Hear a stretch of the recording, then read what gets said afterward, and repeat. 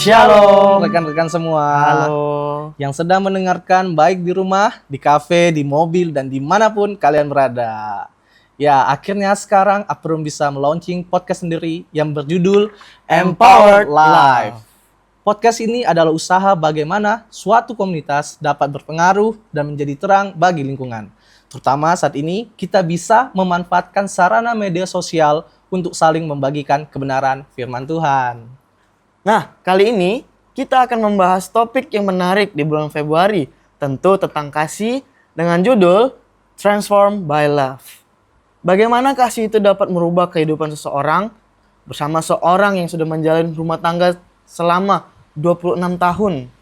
Kita akan belajar dari beliau berdua. Kita sambut Bapak dan Ibu Marpau. Halo Om. Halo, hai. Sehat Om? Sehat, puji Tuhan. Oke, kita masuk aja ke pertanyaannya ya. Oke. Setelah melalui perjalanan hidup sampai sekarang ini, nah bagaimana pengalaman apa yang Om Marpau rasakan secara personal tentang kasih Tuhan sehingga dapat merubah Om Marpau menjadi pribadi yang seperti sekarang ini? Ya, terima kasih buat kesempatan yang diberikan ya podcast kita yang pertama. Ini merupakan waktu yang sangat baik bagi kami. Utamanya menyampaikan bahwa pengalaman pribadi kami yang pernah kami rasakan, khususnya beberapa tahun yang lalu secara personal. Saya adalah manusia biasa yang memiliki banyak keterbatasan. Ya, salah satunya keterbatasan itu ya mungkin bertentangan dengan pekerjaan saya. Memang ada kalanya ya secara naluri kita tahu bahwa ini salah, tetapi ya mungkin karena faktor pekerjaan situasi ini menjadi bahan pertimbangan. Saya pernah pernah melakukan satu hal yang dilarang oleh Tuhan pada saat itu. Ya, yaitu saya pernah bernazar ya, kepada Tuhan terkait ada permintaan yang khusus, kemudian Tuhan jawab permintaan ini. Memang luar biasa ya, kata orang kalau mungkin supaya aksesnya cepat. Sebenarnya Tuhan itu kan tidak bisa dipaksa, tapi sebenarnya Tuhan itu tahu dia kalau skalanya ini mungkin kita benar-benar butuh. Nah, saya bernazar. Nah, setelah dijawab apa yang merupakan doa keinginan saya, ternyata di tengah jalan saya tidak bisa bertahan lama. Ya, perbuatan yang tadinya saya nazarkan tidak akan saya berbuat lagi, mulai saya langgar. Akhirnya apa yang terjadi?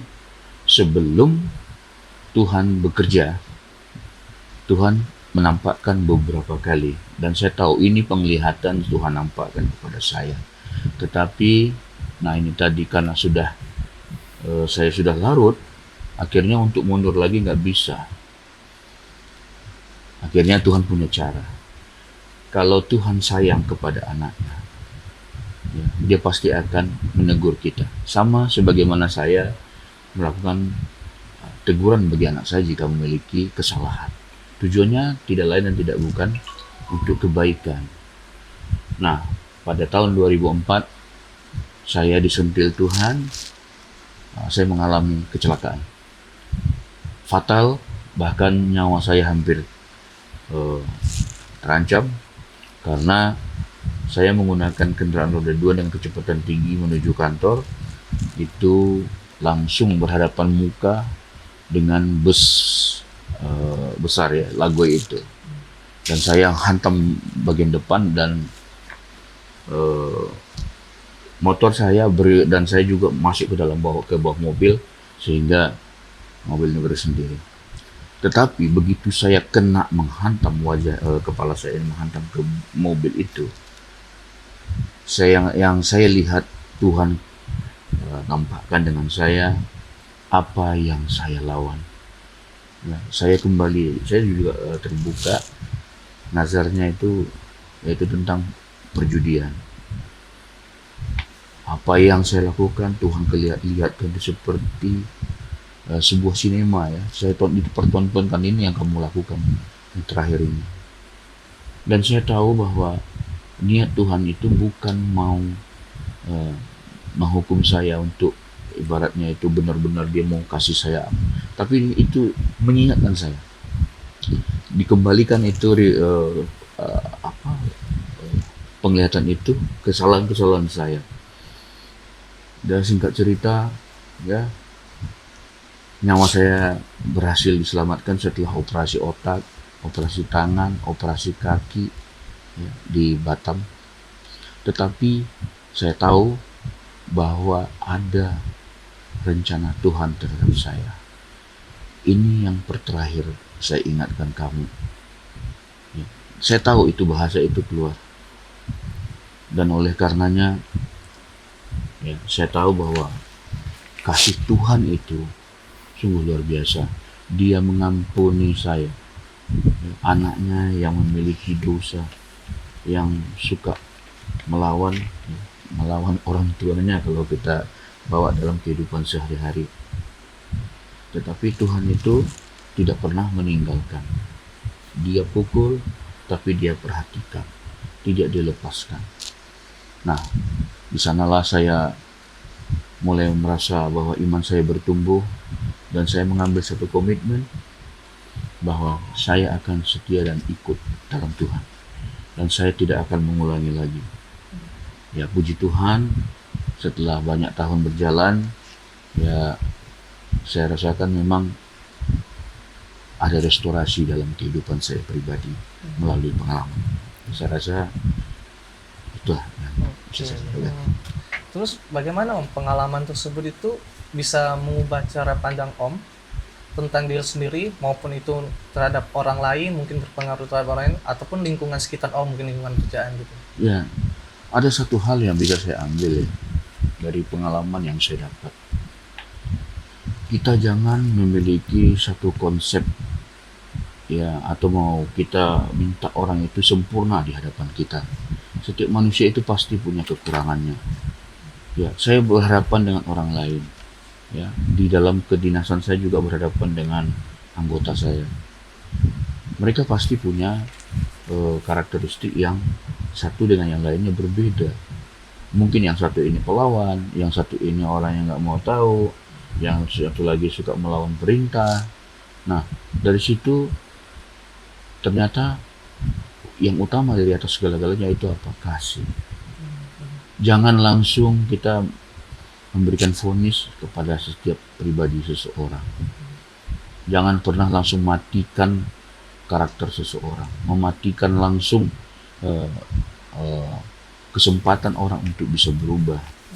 Kalau Tuhan yang saya punya memiliki karakter seperti manusia yang langsung, ya udah lo nggak bagus dibuang, saya pasti nggak akan bisa bertemu dan nggak akan ketemu lagi di podcast ini.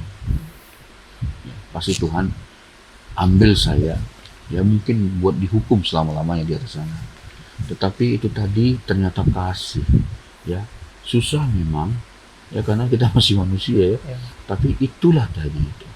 Kalau Tuhan lakukan hal ini kepada kita, jangan pernah juga kita lupakan kebaikan Tuhan ini kepada orang lain.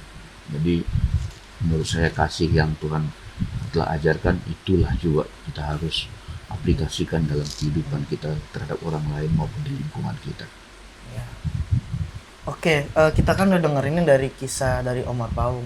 Nah sekarang mungkin Tante ada cerita gitu tentang kasih Tuhan nih yang merubah hidup Tante yang dari dulu sampai yang sekarang gini. Bagaimana tuh Tante? Ya, seperti yang dikatakan Om tadi, itu merupakan kesaksian bagi kami ya.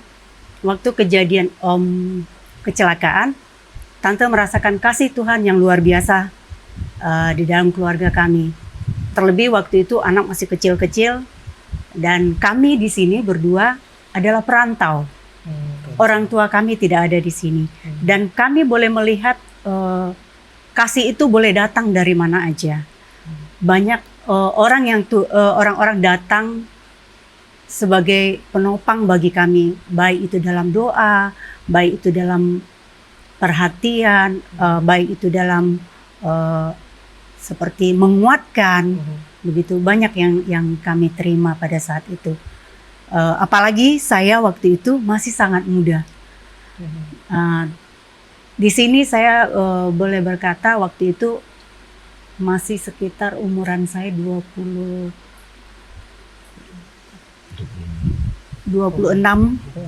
masih muda. Karena kami nikah muda. Sekitar 26 tahun. Jadi untuk kita masih merantau ibaratnya begini.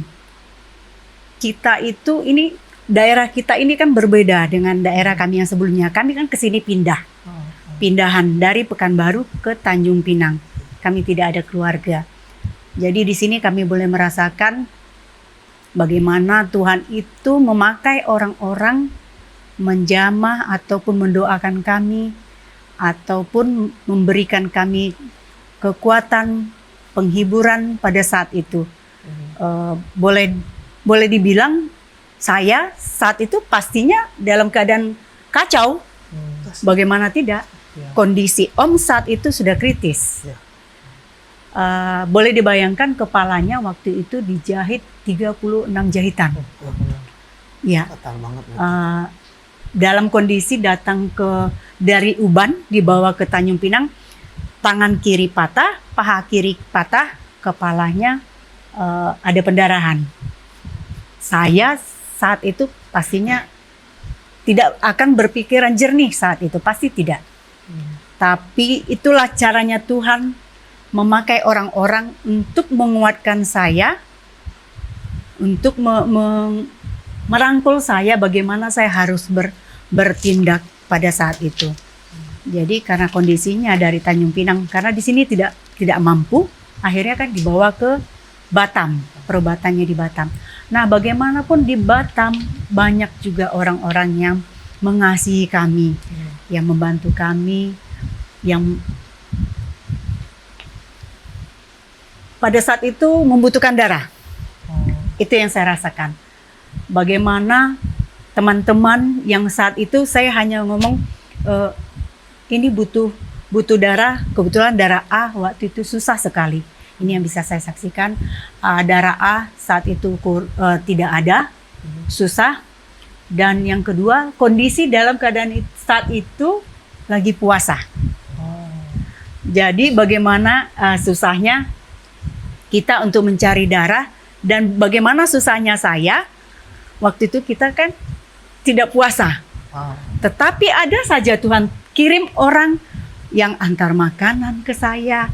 Terus yang kedua ada orang-orang yang satu lettingnya mencarikan darah. Jadi siapa aja waktu itu pasti nolong saya. Jadi saya tidak dibiarkan sendiri. Itu yang saya rasakan. Oh iya. Jadi betul-betul karena kasih Tuhan pada momen saat itu betul-betul Tuhan pakai siapa aja untuk membantu ya. Benar. Oke Om, ini pembahasan selanjutnya nih. Nah ini agak berbeda. Kalau tadi pengalaman pribadi kan. Nah ini pengalaman bersama nih. Pernah nggak di momen-momen tertentu itu Om dan Tante tuh nggak saling satu suara, nggak saling sepakat. Nah, gimana caranya Om dan Tante tuh supaya nggak karena tidak kesepakatan ini masalah itu nggak membesar gitu. Oke. Ini pasti ya, bahkan bukan hanya di suami istri. Suami istri ini kan beda orang tua. Akan adik-beradik aja yang memang satu orang tua pun pasti memiliki pandangan yang berbeda, prinsip yang berbeda. Apalagi dalam rumah tangga. Hal yang wajar, sering pasti ya. Tetapi dalam mengambil keputusan, kami akan membuka argumen dan dalih kami masing-masing. Kenapa kamu memilih itu? Ya kita kan harus tahu juga, gali potensinya. Barangkali yang kita tidak ketahui, ada yang dia sampaikan dan itu memiliki nilai kebenaran.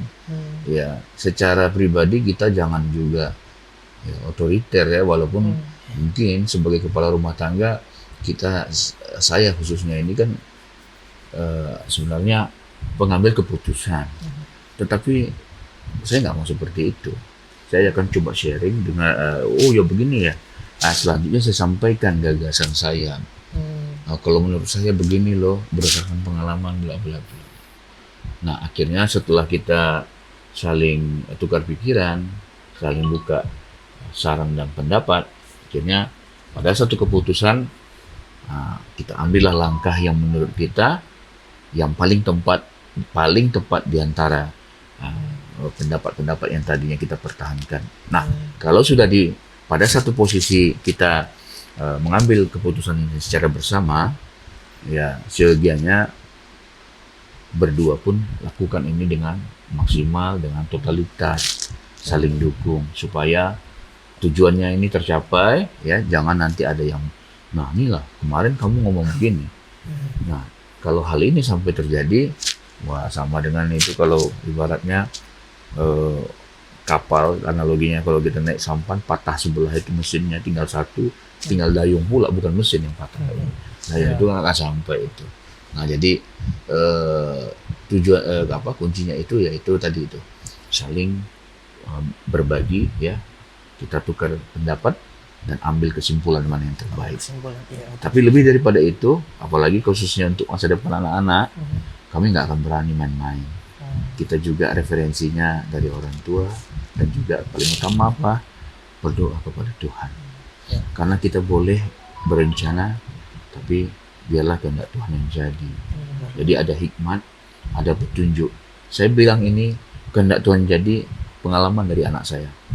Dulu anak saya Aditya itu, inilah kalau orang tua ini kan pasti punya masa depan, rencana masa depan bagi anak yang terbaik kan. Iya betul. Saya tuh tahunya yang terbaik itu IPDN.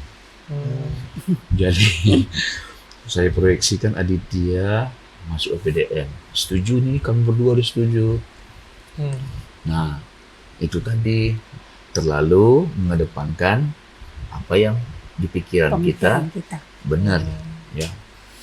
Nggak mau bertanya dulunya sama Tuhan. Tuhan itu hanya bagian Tuhan.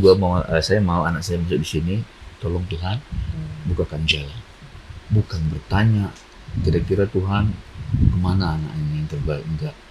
Nah seiring sejalan, ini saya cerita sedikit nggak apa-apa ya, ada kaitannya ini. Silakan, Nah silakan. seiring sejalan, adiknya saya paksa dia mau, dia ikutlah tes CAT. Waktu itu tes CAT itu di kantor provinsi gubernur, di kantor gubernur. Kami saksikan di bawah itu live nilainya. Adik itu kurang nilainya di bagian cuma 1 poin gitu di TWK. Sayang sekali. Tapi selaku orang tua tentu kita memiliki kekecewaan. Nah inilah tadi, karena kita terlalu berekspektasi yang besar terhadap anak, ya. Saya paksakan Adit. Adit dia langsung ngomong, Pak saya nggak mau, lo nggak pernah mau di PDN. Saya terkejut. Itu maaf loh, saya ambil kopel saya bantai dia. Saya bantai dia karena gini ya, saya ekspektasinya itu dan rencana untuk kedepannya udah jauh-jauh hari kami menemukan gitu loh. Kenapa tiba-tiba di ujung kamu nggak mau? Akhirnya setelah saya bantai dia nangis, saya pikir iya pula ya. Ini udah hajar kok terus. Saya tanya, jadi kamu mau kemana? Mau jadi apa? Saya bilang, kamu anak paling besar. Saya bilang, kuncinya itu anak paling besar. Kalau anak paling besar itu kamu jadi, mudah-mudahan nanti adik-adikmu pun juga ngikut. Nah tercetuslah waktu itu satu anunya bahwa ya dia lebih tertarik ke dunia pelayaran. Nah disitulah saya bingung, saya nggak ngerti nih pelayaran ini apa. Nah tapi itulah ya, kita bawa lari kepada Tuhan. Ternyata rencana Tuhan memang ke sana, tapi kami coba lari-larikan dengan ujung-ujungnya. Dan puji Tuhan, begitu kita ikuti dia pada saat ditesnya, dia lalui itu semuanya dengan bagus dan dia diterima di kampus yang dia suka. Nah itu tadi, jangan pernah juga ya mengambil keputusan itu hanya berdasarkan keputusan antar dua belah pihak, hanya mengandalkan pemikiran kita sebagai manusia. Terkadang Tuhan itu melihat juga loh, dia mau lihat kalian undang saya nggak untuk bertanya. Kalau enggak, oke, jalanin aja dulu. Kadang dia biar kita kesandung dulu, udah kesandung teriak baru nyari gua juga ya. Di sini. Nah itu jadi tetap andalkan Tuhan Andalkan Tuhan. dalam rencana kita terhadap apapun itu juga. Oke, selanjutnya ada satu pertanyaan menarik nih Om. Oke.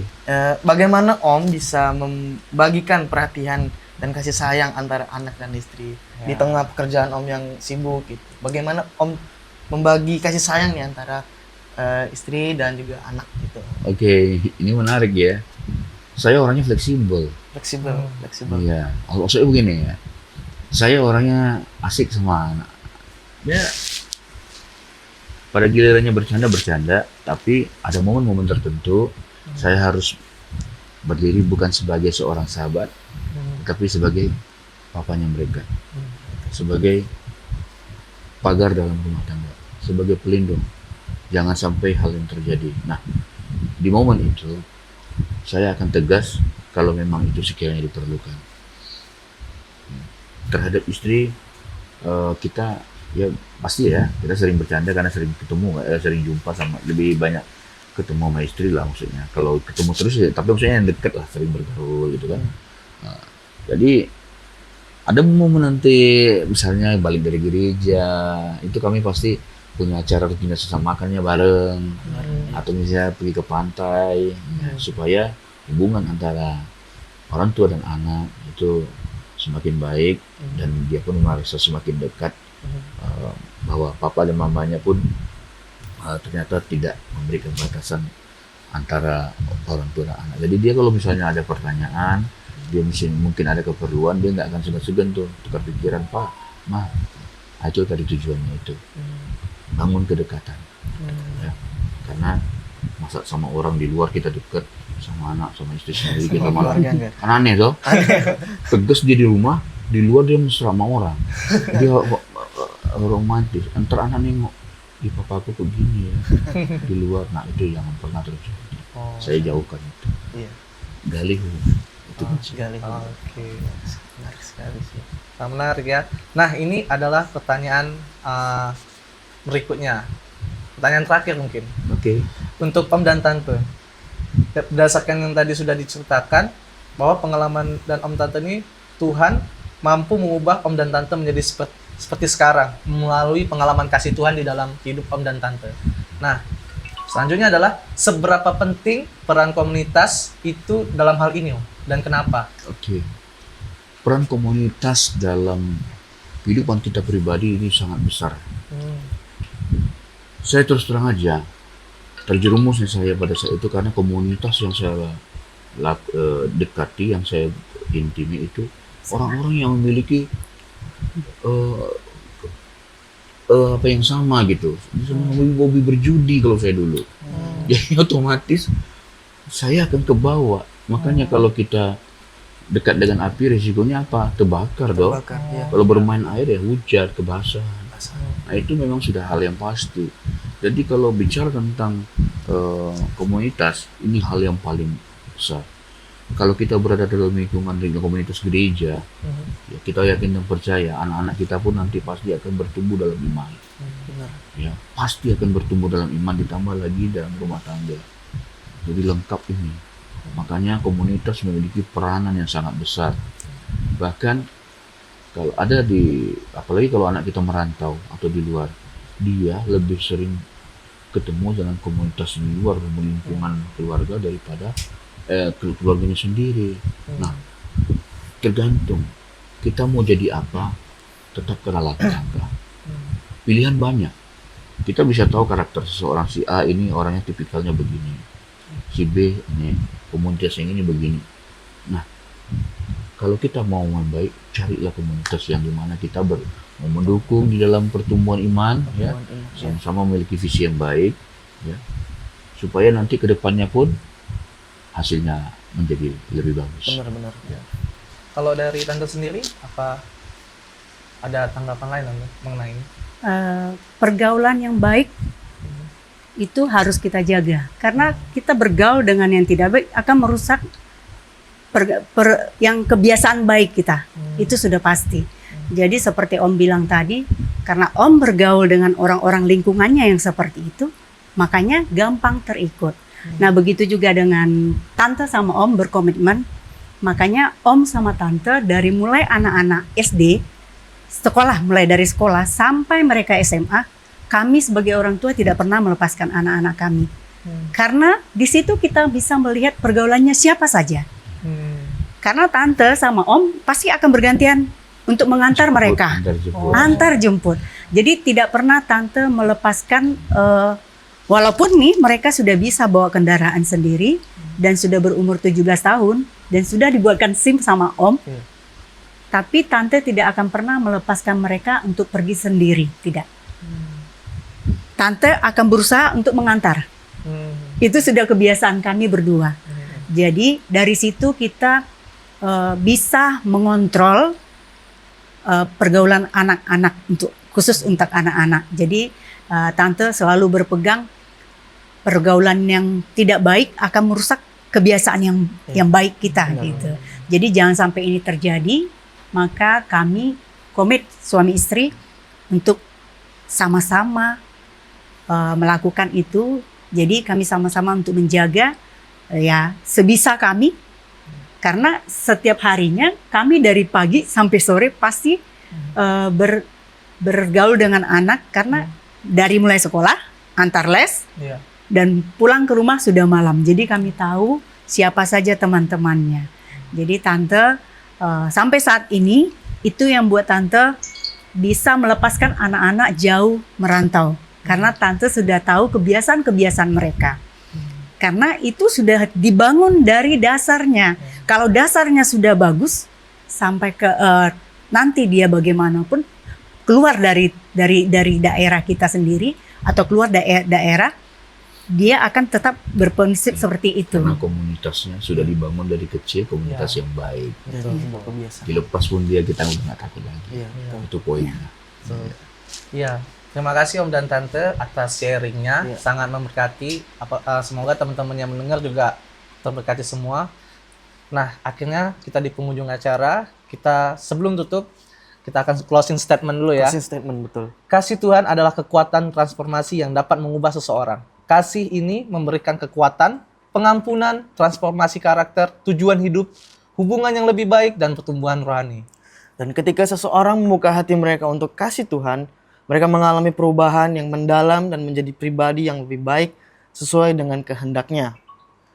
Seperti yang tertulis dalam Kolose 3 ayat 14, dan di atas semuanya itu kenakanlah kasih sebagai pengikat yang mempersatukan dan menyempurnakan.